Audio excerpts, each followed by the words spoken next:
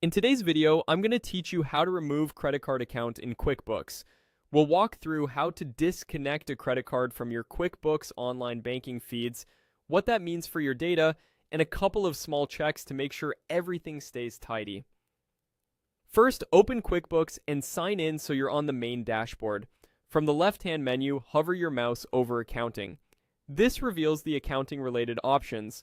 Go ahead and click Bank Transactions. This is the banking page where you see all the bank and credit card feeds you've connected, along with downloaded transactions waiting to be reviewed. Now find the credit card you want to remove. In my example, it's a MasterCard, but yours may have a different name or logo. Click that card to make sure its tile is active.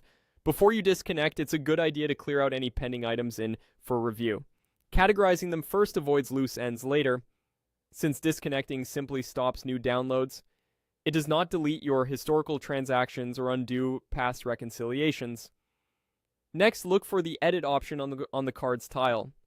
Depending on your layout, this may appear as a small pencil or a link labeled Edit. Click Edit to open the account's options. You'll see a choice to disconnect the account. If that option appears right away, you can select it here.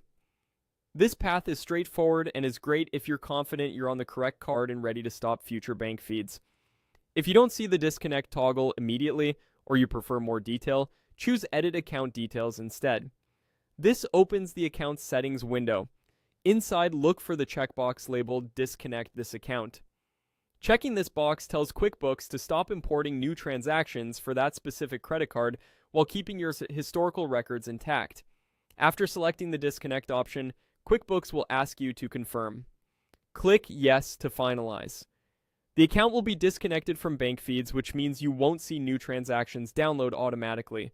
Your past transactions, categories, and reconciliations remain in your books, and the account stays in your chart of accounts for reporting and reference. A few quick tips before you wrap up. Make sure the balance in QuickBooks matches your last statement before disconnecting, and consider noting the last download date so you know where to pick up if you reconnect later. If your menu labels look slightly different, you may see transactions or banking instead of bank transactions. The process is the same. And that's it. You've successfully removed a credit card account from QuickBooks by disconnecting its bank feed while keeping your historical data safe and accessible.